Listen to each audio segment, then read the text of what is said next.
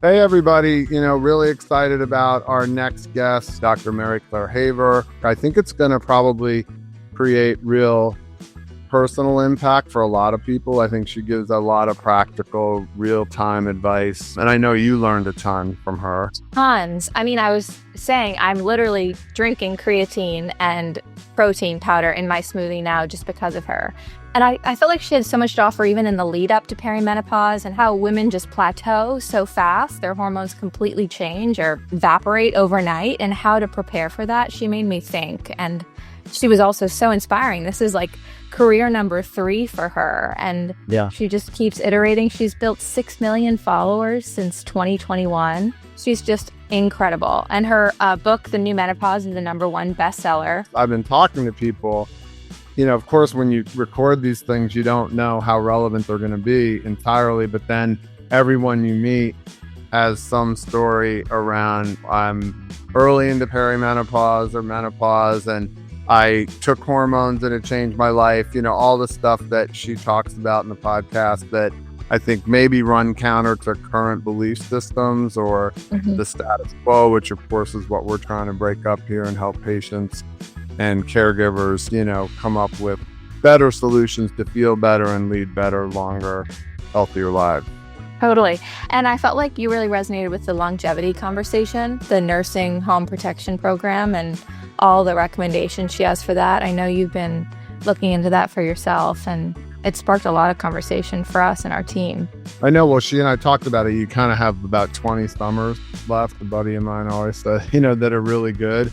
So how do we make them the best they can be? Obviously, all the things we've been talking about on the show. Knowledge is power, early and often, all the usual things that should make people healthier. So I'm excited for people to tune into this one. I think they're going to get a lot out of it. It's a great one. Yeah, I can't wait. So how did a girl from Galveston, Texas become the menopause goat? How did that happen? Tell us your story. Haha. It was not intentional. I was a practicing academic, OB-GYN. I was a residency program director, and I was having increasing burden from the academic institution, which they were hiring more and more people in the administrative level and less of us. And it was the paperwork, the things that brought me to medicine were no longer able to keep me there in that kind of setting. And so I was getting more and more burned out. I was exhausted. I was having less and less job satisfaction. I got to the point where I could not see myself doing this for the next 20 years, that I would lose years of my life, and it wasn't worth it. So I'm getting more exhausted, going through menopause, not able to answer my own menopause questions. And my biggest thing that kind of made me go, was weight gain, sadly. And it was purely cosmetic. I was frustrated with this new abdominal fat, this belly that I'd never had. When I thought back to my training, it was this like light bulb moment of, we were taught from an institutional basis that women tend to somaticize psychological conditions, especially in their 30s, 40s, and 50s. If you can't find anything wrong with them in their labs, they're just kind of crazy and they'll get over it. And I'm like, wait, I'm not crazy. These women are crazy. This is something biological. This is not psychological. So that kind of started me going down these NIH rabbit hole of inflammation, weight gain, and where loss of sex hormones may tie into this. I'm like, wait a minute, no one's talking about this. This isn't common knowledge in medicine. I wasn't given any information about this in my training, or I'm not teaching the residents this. And this is really, really important. This is massively impacting 100% of my patients after reproduction ends. And so I learned about intermittent fasting. I learned about quality nutrition. I went back to school and got culinary medicine certified. And I developed a program for my patients and myself called the Galveston Diet. But it had no name. It was just like, here's a bunch of gobbledygook I scribbled on the back of napkins and threw it together, went to Office Depot, Xeroxed it all, and we're handing out little copies of my program to my friends, my girlfriends, and my patients. And it just kind of grew a life on its own. I started talking about it on Facebook one day, just for fun, to see what would happen. And lo and behold, I turn out to be a great science educator on social media. That's where things kind of started exploding. And as I talked about menopause and weight gain and menopause and inflammation, more and more questions start coming in. So when 10,000 women DM you about frozen shoulder in menopause, I kept seeing patterns in the questions. I'm like, all these women can't be lying or crazy or making it up. And I started asking my ortho colleagues, hey, what's going on with frozen shoulder? Yeah, women in their 40s tend to get this. End of story. And I start digging and I start realizing there's a lot of data out there about all these other multi-organ things that are happening across the menopause transition. No one's teaching about it. So I just decided to use the internet as an education tool, and it just kept growing. So during COVID, my kids were like, you should do TikTok, because I was growing on Facebook, tens of thousands on Facebook. And I'm like, TikTok's for kids. So they go, no, look at these doctors. So they're showing me physician educators who were dancing, pointing to medical teaching terminology or top 10 ways to, whatever. I was like, I think I could do this. So I just started doing it on TikTok in little short bites. I would literally put on cute music and point to medical facts about women's health and menopause, and it just exploded. So within a year, we hit 1 million followers on TikTok, and I didn't know what was happening. And so I'm reading the comments, looking at the questions, realizing I am validating women by the millions. Other people were doing the work. They just didn't have a platform to share it. And I lean on the shoulders of those giants and all the research they did. And I give them credit in the books and everything. But I left the academic institution I was in, and I became a hospitalist during COVID, right before COVID. And then COVID hit, and I've never worked more hours in my life, as all hospitalists were doing. And then once things with COVID calmed down and I felt like me leaving that position would not put people in danger, I decided to open a menopause clinic. I didn't even know how to do that. I've been employed my entire life in medicine. How do you do? I got the idiot's guide to opening a medical practice. I didn't know if anyone would come. I took my girlfriends out to dinner. I'm like, would you come see me? Like, is this something viable? And they all were like, yes, it's so needed. And I made it up. I built my dream practice exactly the way I wanted it. I decided to step away from the third party model because insurance is a nightmare. And we have a waiting list of 2,000 people in our clinics. It's just really, I tapped into something that people were ready for, were hungry for. Generation X is not putting up with this. So here I am across all platforms, well over 6 million followers. We have an email list of, got 1.5 million, millions and millions and millions of views on podcasts. It's just been nothing I ever dreamed of or expected, but I have really feel like this is where I'm meant to be at this part of my life. Tell me, you've been talking about perimenopause and menopause. Can you just explain what's the difference? Oh, yeah. Sorry. Let's go to 101. So what is menopause? Okay. Menopause medically is defined as 1 day in a woman's life. It is 1 year after the final menstrual period.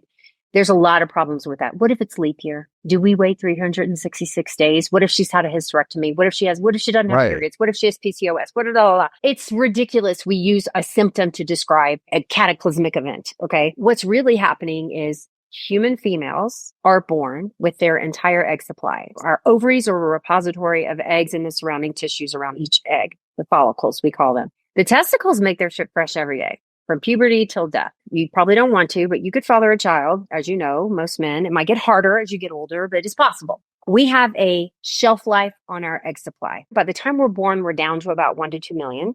By the time a female is 30, she's down to about 10% of the original egg supply.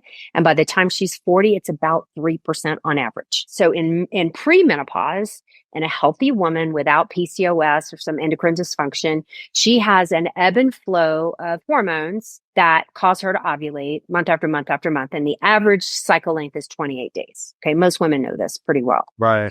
But ovulation starts in the brain. There's a gland called the hypothalamus, and it's a master regulator of multiple hormones in the body. And it senses for things like thyroid hormone and estradiol in the brain. And when estradiol gets low, which it normally does in a cycle, it says, woo, where's my estrogen?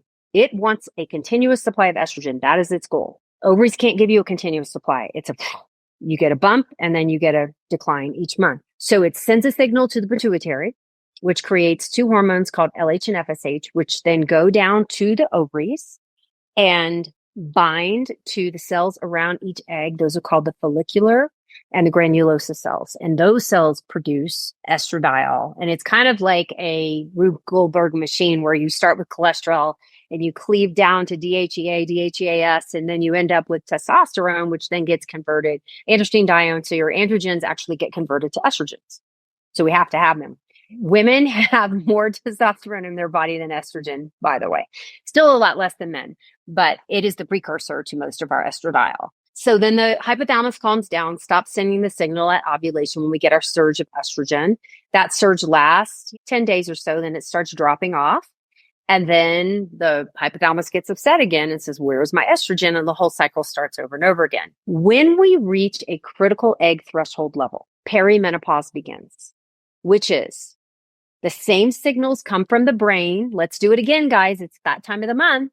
But we don't have enough eggs and follicular and granulosa cells around those eggs to respond to those signals. So the hypothalamus doesn't get its fix and it gets mad. Where's the estrogen? Pituitary says, dude, I sent the signal. And the hypothalamus gets mad, sends a bigger burst of GnRH. Then the pituitary starts pounding the ovary with much higher FSH and LH levels than a woman has ever seen in her life. So what used to look like this beautiful EKG ebb and flow of hormones becomes a zone of chaos.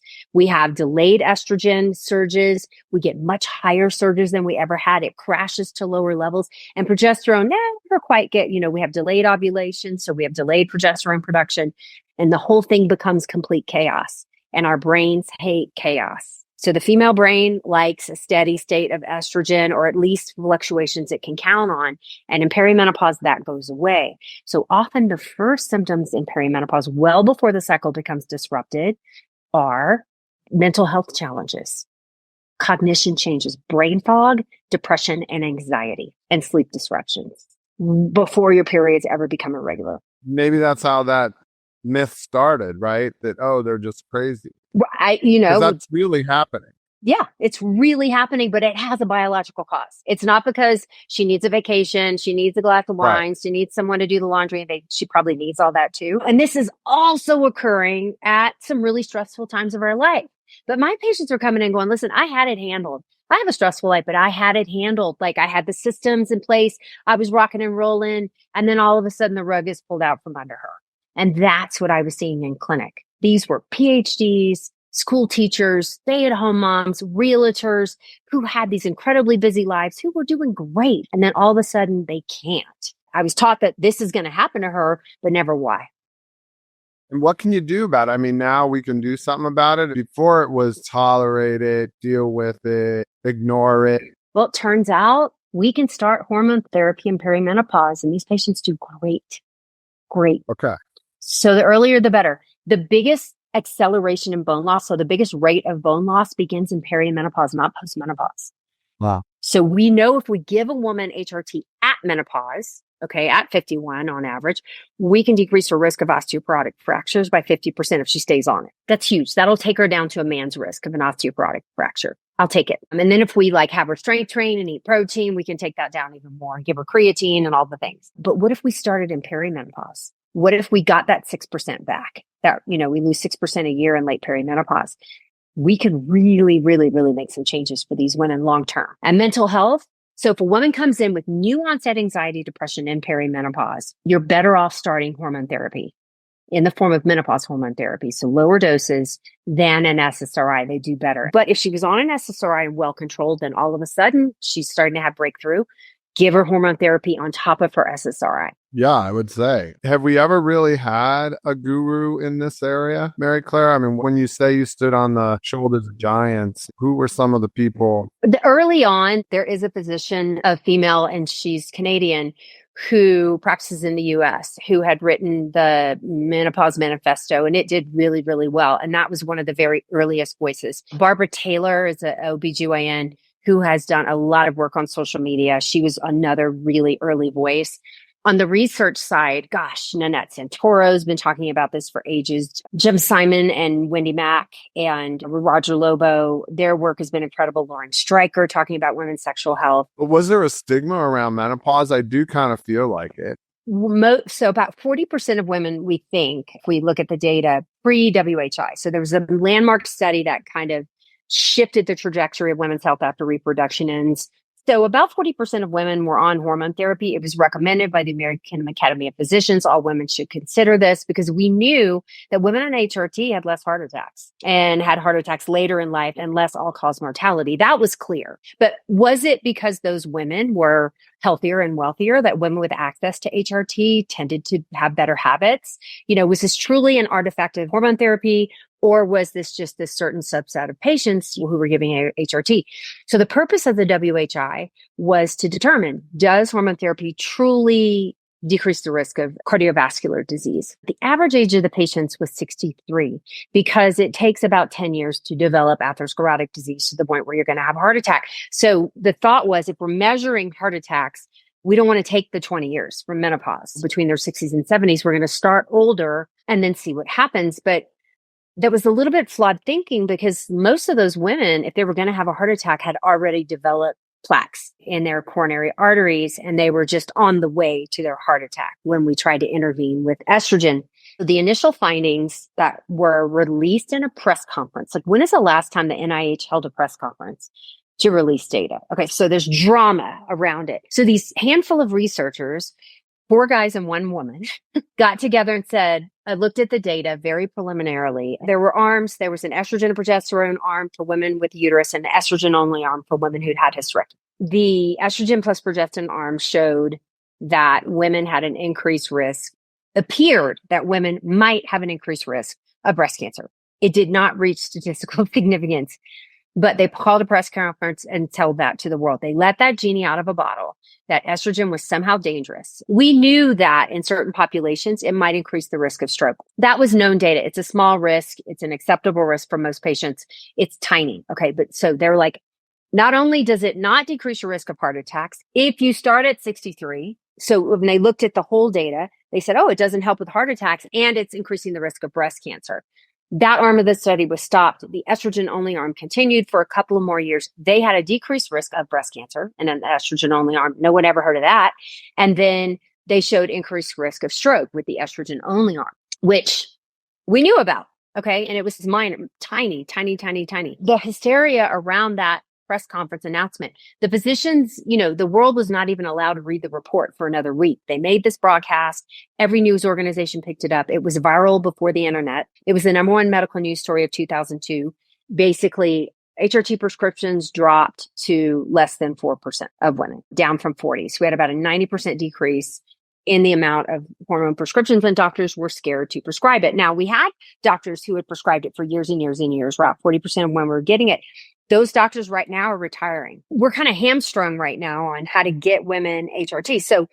So many redos of this study have been done, de-aggregating the data, looking at if you start early in the first 10 years of your menopause, before you develop cardiovascular disease, serious cardiovascular disease, estrogen is protected up to 50% per year. Decreased risk of cardiovascular incidents in the form of heart attacks, decreased risk of cardiovascular mortality, more than statins. They're more likely to prevent a heart attack than a statin is in a woman only. So much of this has come out that has just negated those initial claims, but none of that has been touted. Right. None of it's stuck. The other thing is plain estradiol, Jim, is cheap. So let's talk about economics. What are big pharma investing in? Things that make them money. This is basic economics 101. These alternatives to estrogen, they've spent billions developing Veoza and those drugs. Those are a very, very weak second hand to what estradiol can do for your body. They're only protecting the vasomotor symptoms in your brain. You have to demonize estrogen to make these drugs make money. So we have this whole undercurrent of, estrogen's dangerous. We need to make all these other drugs. And I love having options for my patients, but for the vast majority, oral estradiol is $2. It is the most affordable, easiest thing to give a patient. And it's just not being utilized. How does that change? Because, I've been talking to my doctor about all that, and there doesn't seem to be much hesitance to try that. The cardiovascular disease risk for testosterone's totally been negated. The American College of OB-GYN, the American Academy of Physicians, the American, all of the societies have to pick up there because this is not just hot flashes. This is skin changes, bone changes, brain changes, heart changes. Our brains shrink, our bones disintegrate. I'm not making this up.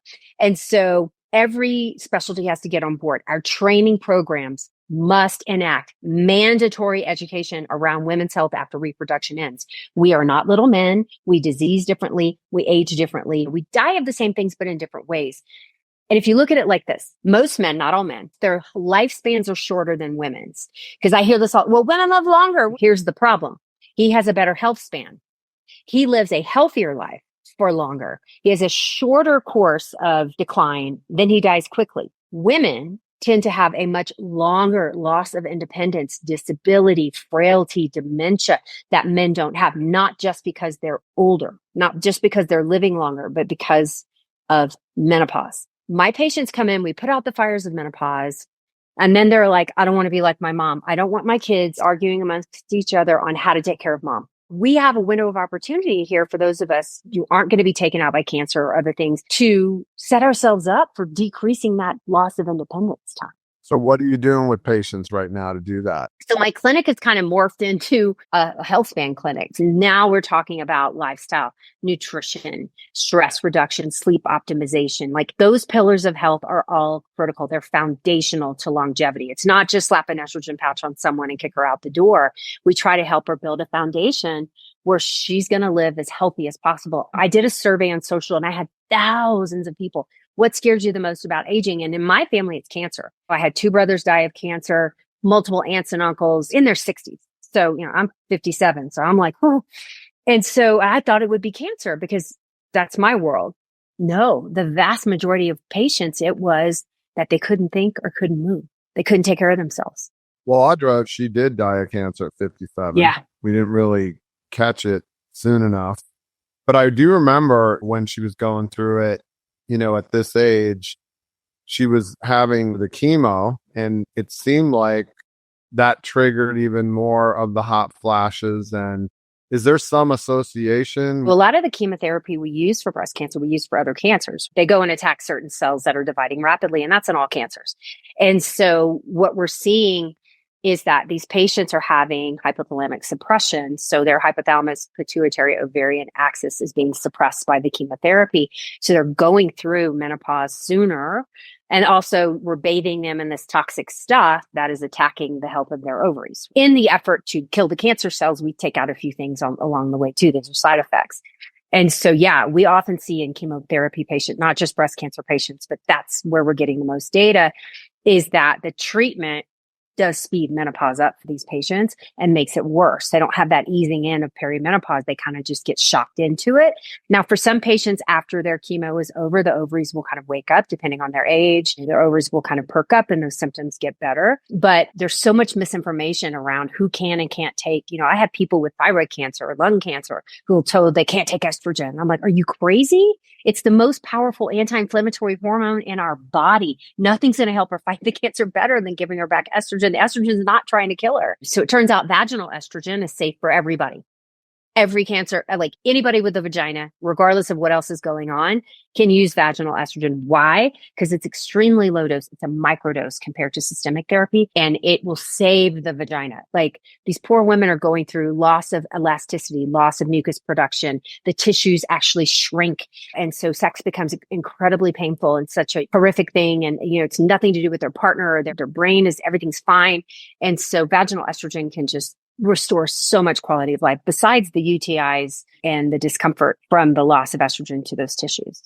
You think people know all this? I'm screaming at the top of my lungs. My girl gang Menopause is screaming it on social media. I think a lot more people know about it now, but we still have a long ways to go. So every platform, every book, I have a Substack, every Oprah, all of these.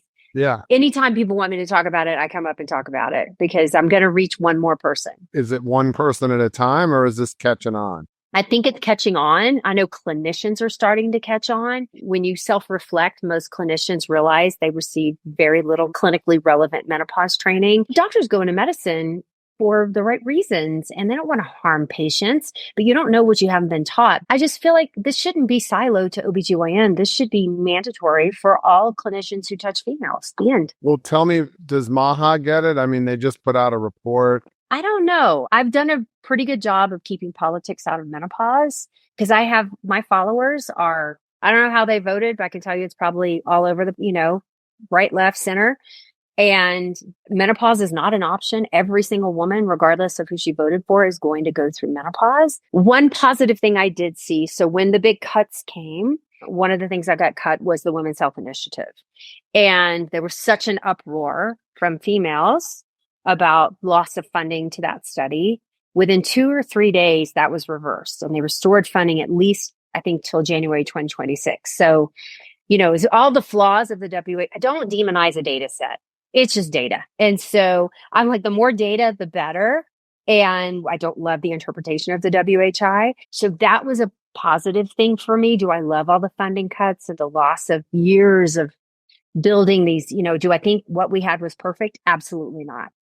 But blowing it up, is it the best thing? What worries me is that I don't know how much of this is just crap I get served on social media, but there seems to be, at least in like the VA, that they're limiting publications that can come out. There's going to be like a politically appointed committee that says what you can and can't publish.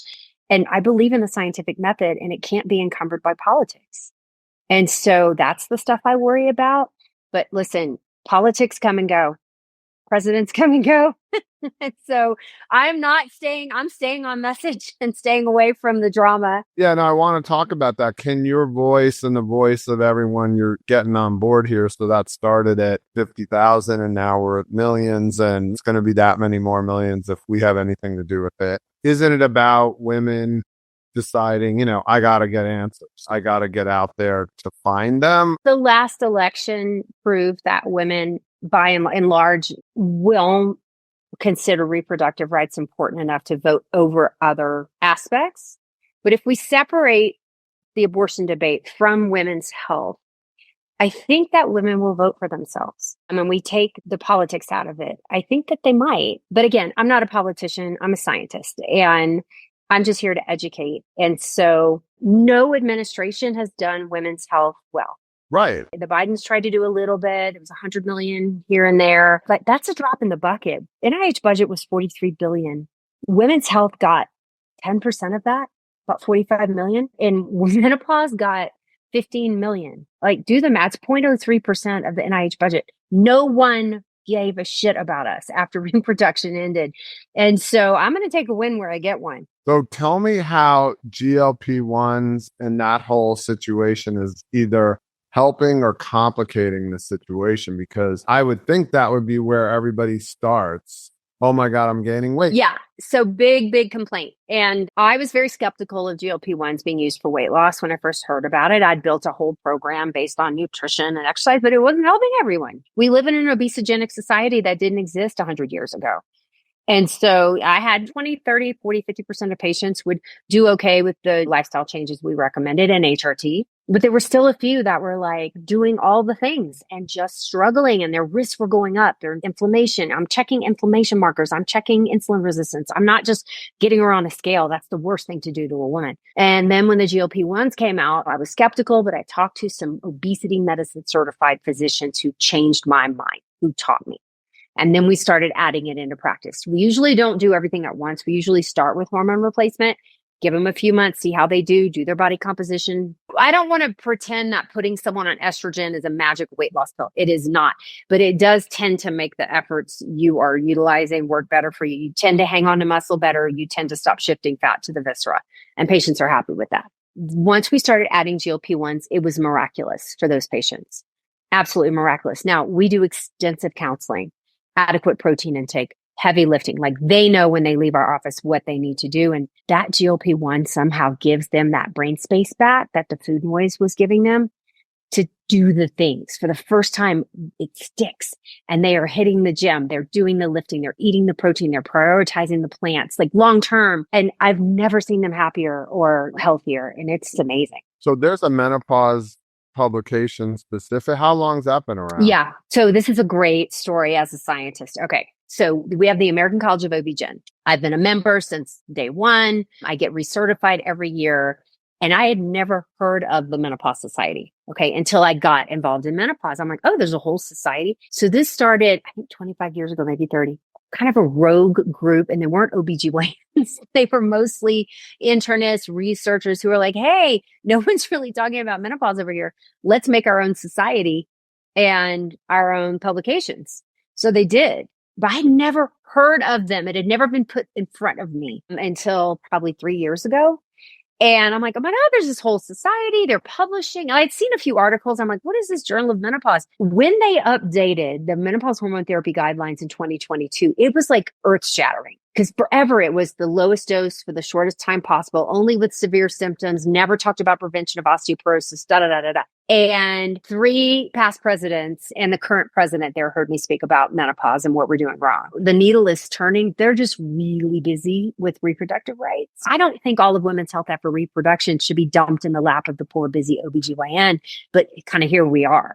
So until we get internal medicine, family medicine, all the primary care specialties up to speed on this, it gets dumped in the lap of the OB-GYN. Let's walk through your nursing home protection program by decade, because I guess if you really start in your 30s, when you get knowledgeable, you can really get ahead of this whole thing. I really feel like lifestyle is such a huge part of it. And you have to think of the evolution of what I was taught on like what was healthy. Healthy was thin. That was it. If a patient was thin, she was healthy. If she was female, there was never, ever discussion of muscle mass, ever talk about body composition. That number on the scale, you was ride or die. And that you wanted that number to be as little as possible, as close to starvation, as close to sarcopenic as you could get her without like making her emaciated. I look back at that and so it was calories in, calories out. That was it. We knew about severe protein malnutrition like kwashiorkor. We knew about scurvy and like severe things, but never on like what good nutrition was. So when I talk to my daughters who are in their 20s, and I talk to 30s and 40s, and I'm writing the new Perimenopause right now, strong over skinny.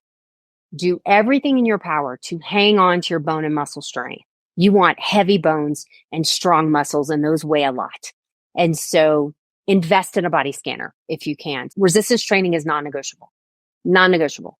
So you must lift weights and you must lift heavy. Self-care is more than a bubble bath, and whatever it is, make sure you are prioritizing your needs first. Cardio is very important, not just resistance training, but like keeping your VO2 max up higher. So walking, running, sprints, just prioritizing your exercise. Your body does not care if you're busy. It will break.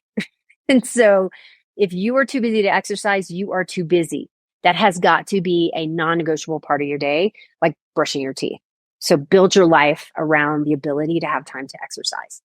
There's 13 pillars of health and dementia, risk factors, hypertension, diabetes, all the chronic disease stuff, but also connection, serious connection with other humans, maintaining those relationships, making time for that kind of stuff is really, really important. Now, once you get into menopause, we can start adding discussion of hormones back into that. When we talk about supplements, we have to think, what do supplements do? I take supplements. I sell supplements. Supplements can fill a gap in your nutrition that you're struggling to reach. And there is a lot of claims being made in the menopause market with supplements. And let me just be clear. There is no supplement that will resuscitate the life of your ovaries or balance your hormones in perimenopause. So buyer beware. I love all the attention menopause and perimenopause is getting, but the predators are out. And they're pink washing, meno washing products, recycling products, and saying it cures your menopause. And no, nothing. This is going to happen to you no matter what supplement that you take. So supplements I do recommend: vitamin D. 80% of my menopausal patients are deficient. Fiber, most patients struggle to get enough fiber in their diets. Those are 2 huge things. I got really interested in osteoporosis prevention, ran across a few studies looking at a certain collagen that our company sells now that has been shown to improve osteoporosis and osteopenia. Creatine is another product that we offer. Why? Because there's amazing studies coming out looking at menopausal women taking creatine combined with resistance training and seeing improved gains in strength, which is so huge for us, as we are ticking time bombs when we begin perimenopause and menopause, and we are racing the clock for our bone and muscle strength. So I am like, there's not one magical thing. I do all the things as much as I can in order to maintain my strength, my balance, decrease my risk of falls so that I don't end up with a hip fracture. And once you fracture your hip, your risk of death is 30% with surgery in the first year after the age of 65 for a woman. If you not well enough to have the surgery or you can't afford it, 79% of women will die that first year. And it's a miserable year. So my mother broke her hip January 1st, New Year's Day. She's never walked again. She's in a wheelchair. She's 88. Really? Is there stuff you can do in your 80s? So wonderful studies done in nursing homes, looking at resistance training at all ages. They had women 70s, 80s, even a couple like early 90s. All of them showed gains. There was no age limit on improving your strength, and waiting until you're frail is not the way to do it. Do not wait until you break. Start now. And it's not about aesthetics. This is about No. resilience to the nursing home prevention, and patients really get motivated. Of course, we all want to be the best versions of ourselves, but this is about your children not fighting over your health care for as short a time as possible. And that is really motivational for a lot of women, because who ends up taking care of their parents? It's the oldest daughter, usually. So tell me, are there new treatments you're excited about, worth the hype? So one, I'm excited about improving access to just the basics, because that's not happening. So improving access and education amongst providers. But new stuff is there's a few companies that are looking at, and it started kind of in the fertility world, of extending the life of the ovary.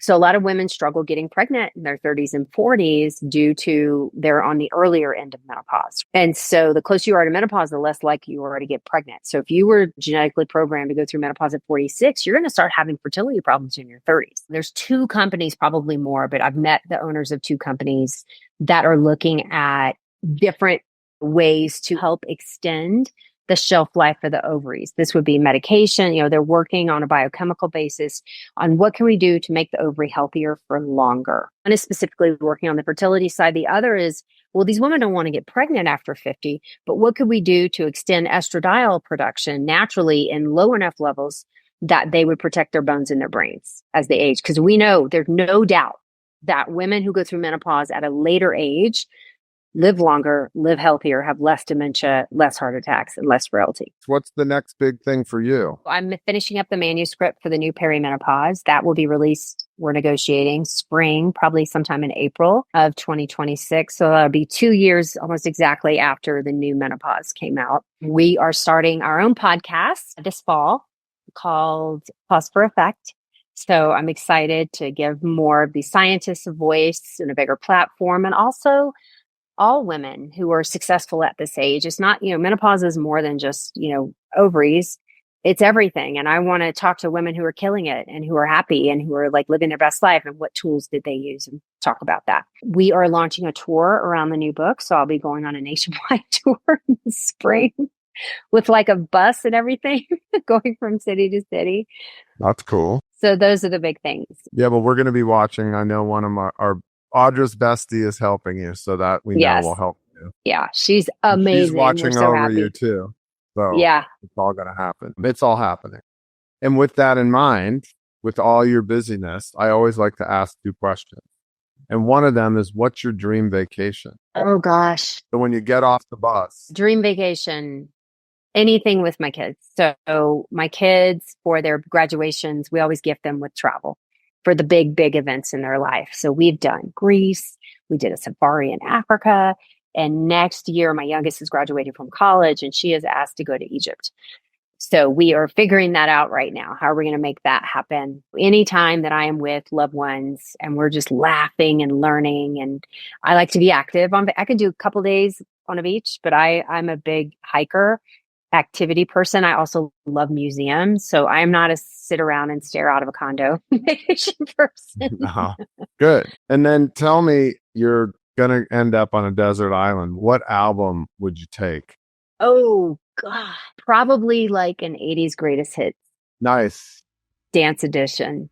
Things I like to dance to that make me want to move around. Great.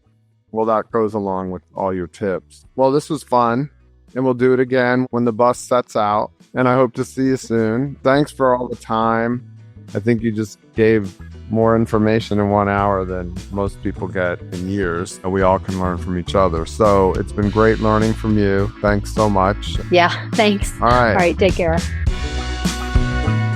Hey everyone, thanks for joining me on the Get Real podcast. I hope you feel a little healthier hanging out with me. It's going to be a lot of fun passing this along to others. Please subscribe below. Please share. I'm excited not just to talk about healthcare, but a lot of other fun topics. It's about making healthy talk about healthcare. It's not a lecture. This is supposed to be fun, and look forward to spending more time with you in the future.